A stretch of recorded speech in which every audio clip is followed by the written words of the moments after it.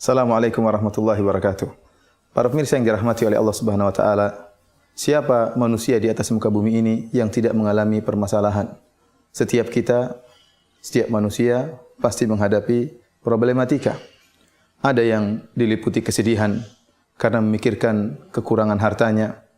Ada yang diliputi dengan kesedihan karena memikirkan hutang yang bertumpuk-tumpuk. Ada yang diserang dengan kegundah gulanaan karena mengharapkan anugerah anak yang tidak datang-datang. Dan ada juga yang bersedih karena merasakan penderitaan penyakit yang tidak kunjung sembuh-sembuh. Setiap kita pasti ada permasalahan yang kita hadapi. Dan banyak orang yang mencari solusi dari problematika yang ia hadapi. Tentunya tidak mengapa manusia harus berusaha untuk menghilangkan kesulitan yang dia hadapi. Dia harus berusaha. Akan tapi solusi yang paling utama yang terkadang dilupakan oleh seorang mukmin adalah solusi doa. Doa merupakan solusi yang pertama, bukan solusi yang terakhir, bahkan dia adalah solusi yang pertama sebelum usaha yang lain dilakukan. Bukankah para ulama menyatakan bahwasanya doa silahul mukmin? Doa adalah senjata orang mukmin. Dia bukan senjata terakhir, tetapi dia senjata pertama yang harus digunakan pertama kali. Yakin bahwasanya segala problematika, segala masalah, jika Allah berkehendak, Allah hanya mengatakan kun fayakun, maka hilang dengan sekejap mata.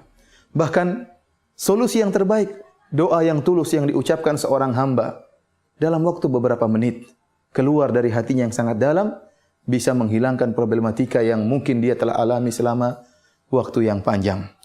Lihatlah bagaimana para anbiya, mereka berdoa kepada Allah Subhanahu wa taala. Mereka para anbiya, orang-orang yang soleh, juga diuji oleh Allah Subhanahu wa taala, juga mengalami problematika, juga mengalami kesedihan. Lihatlah Nabi Ayub alaihissalam yang pernah diuji oleh Allah Subhanahu wa taala dengan penyakit.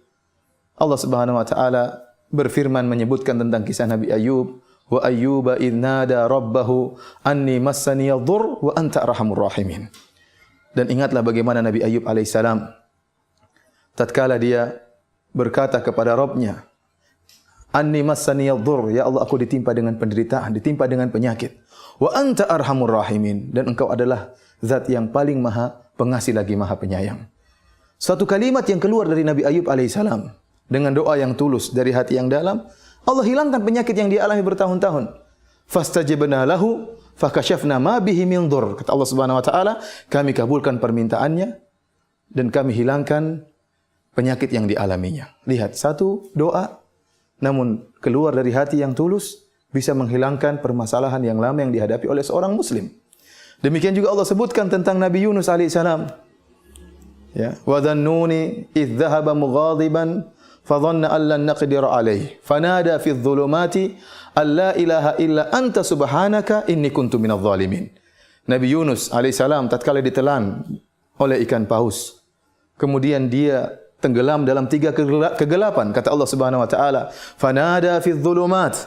Beliau menyeru dalam kegelapan-kegelapan. Beliau berada dalam kegelapan perut ikan paus, berada dalam kegelapan malam, dan berada dalam kegelapan lautan.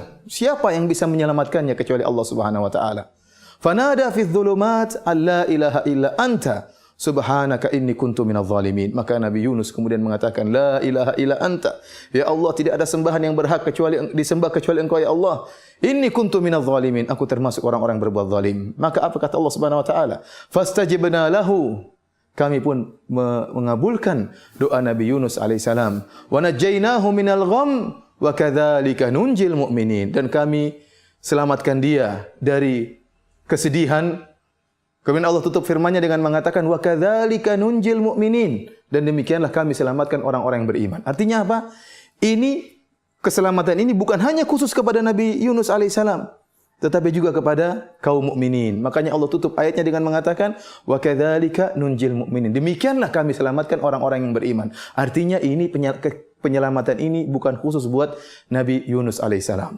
Allah sebutkan lagi dalam surat yang sama, dalam surat Anbiya, tentang Zakaria. Wa Zakaria idh nada rabbahu rabbi la tadharni fardan wa anta khairul warithin. Tatkala Nabi Zakaria berdoa, ya Rabbku, jangan kau biarkan aku sendiri. Nabi Zakaria ingin punya anak. Wa anta khairul warithin. Dan Allah yang akan memberikan ya anugerah anak. Maka dia berdoa kepada Allah Subhanahu wa taala, Allah kabulkan permintaan Nabi Zakaria alaihissalam. Saya ingin mengajak para pemirsa sekalian untuk merenungkan bahwasanya doa merupakan senjata yang pertama, bukan senjata yang terakhir. Bukan berarti saya mengajak para pemirsa untuk tidak berusaha, usaha terus dijalankan. Allah memerintahkan kita untuk berusaha, Nabi SAW memerintahkan untuk berusaha. Tetapi doa merupakan senjata yang pertama. Dan jangan pernah kita meremehkan doa. Doa sering mendatangkan keajaiban. Oleh karenanya, disebutkan oleh para ahli tafsir seperti Ibnu Katsir rahimahullahu taala, kenapa Nabi Zakaria setelah nikah sekian lama dan setelah mencapai masa tua, baru kemudian beliau meminta agar dianugerahi seorang anak. Kenapa? Karena Nabi Zakaria melihat keajaiban yang terjadi pada Maryam. Pada Maryam bintu Imran. Allah Subhanahu wa taala berfirman dalam Al-Quran dalam surat Al-Imran, wa kaffalaha Zakaria kullama dakhala 'alaiha Zakaria al-mihraba wajada 'indaha rizqa. Jadi Maryam dipelihara oleh Zakaria. Tatkala Zakaria masuk di kamarnya Maryam atau di mihrabnya Maryam, wajada 'indaha rizqa. Zakaria mendapati ada rizki yang Allah berikan kepada Maryam. Anna laki hadha? Maka Zakaria bertanya, wahai Maryam, dari mana kau dapatkan rizki ini? Qalat huwa min indillah. Kata Maryam, ini semua dari sisi Allah Subhanahu wa taala. Padahal Maryam tidak keluar dari rumahnya. Seharusnya makanan tersebut diantarkan oleh Zakaria, ternyata tiba-tiba ada makanan di situ. Maka ini menakjubkan Zakaria alaihi salam. Ternyata bisa datang rizki, dan rizki yang datang pada Maryam rizki yang menakjubkan. Disebutkan para ahli tafsir, Allah memberikan dia buah-buahan yang tidak muncul kecuali di musim panas, Allah hidangkan di musim dingin. Dan sebaliknya tatkala musim panas, Allah hidangkan buah-buah yang tidak tumbuh kecuali di musim dingin. Dari situ kata Allah, hunalika da'a Zakaria rabbahu. Maka tatkala itu Zakaria berdoa kepada Allah Subhanahu wa taala. Dia melihat ternyata Allah bisa mendatangkan makanan atau buah-buahan yang tidak tumbuh di musim dingin saja, kecuali di musim dingin Allah munculkan di musim panas, dan sebaliknya. Tatkala dia melihat dirinya sudah tua dan istrinya dalam keadaan mandul, namun hal ini tidak menjadikan Zakaria putus asa, maka dia pun berdoa kepada Allah Subhanahu wa taala setelah melihat keajaiban tersebut. Sebagaimana Allah sebutkan doa Zakaria dalam surat Maryam, kata Allah Subhanahu wa taala, "Dzikru rahmati rabbika 'abdahu Zakaria idz nada rabbahu nidaan khafiyya. Qala rabbi inni wahana al-'azmu minni washta'ala ar-ra'su shayba wa lam akum bi du'aika rabbi syaqiyya." Yang artinya kami menyebutkan tentang rahmat kami terhadap hamba kami Zakaria tatkala dia menyeru Rabbnya dengan suara yang lirih.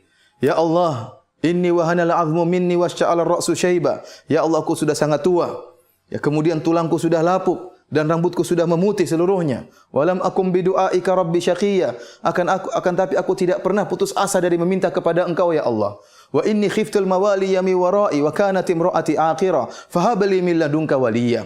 Dia mengatakan, ya Allah, istriku sudah mandul, istriku mandul dan aku sudah sangat tua. Akan tapi anugerahkanlah kepadaku seorang anak. Lihatlah Zakaria yang sudah dalam keadaan sangat tua, istrinya mandul. Kalau dilihat secara sebab, tidak mungkin ada seorang anak dari istri yang mandul, apalagi dari orang yang sudah sangat tua.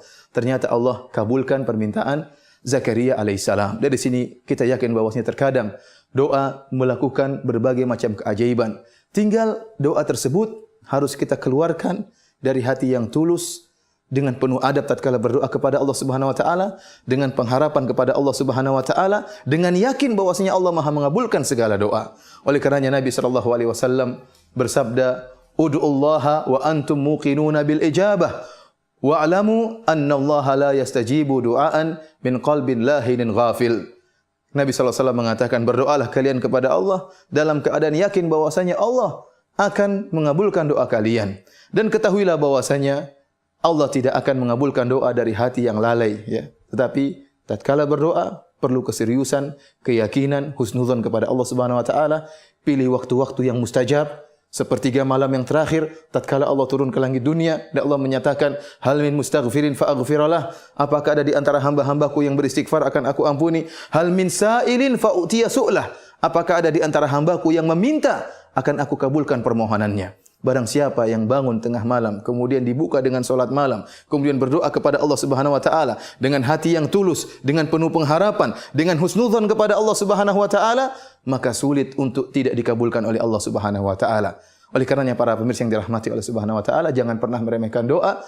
Imam Syafi'i rahimahullah berkata, "Atahza' bid-du'a'i wa tasdarihi, wa ma tadri ma sana'ad du'a'u." Apakah janganlah engkau mengejek doa dan jangan kau meremehkan doa. Kau tidak tahu apa yang bisa dilakukan doa. Sihamul laili la tukhti walakin lahal amadu walil amadil inqidha'u. Kata Imam Syafi'i, doa itu ibarat panah-panah yang dilepaskan di tengah malam.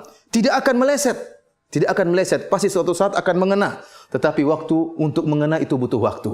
Oleh karenanya seorang tatkala berdoa di malam hari, yakinlah pasti suatu saat akan dikabulkan oleh Allah Subhanahu wa taala, cepat atau lambat. Allah yang lebih mengetahui apa yang terbaik bagi hamba-hambanya. Marilah kita sama-sama berdoa kepada Allah Subhanahu wa taala dengan penuh keyakinan dan pengharapan, niscaya Allah akan menghilangkan segala problematika yang kita hadapi dengan doa yang tulus. Demikianlah para pemirsa. Assalamualaikum warahmatullahi wabarakatuh.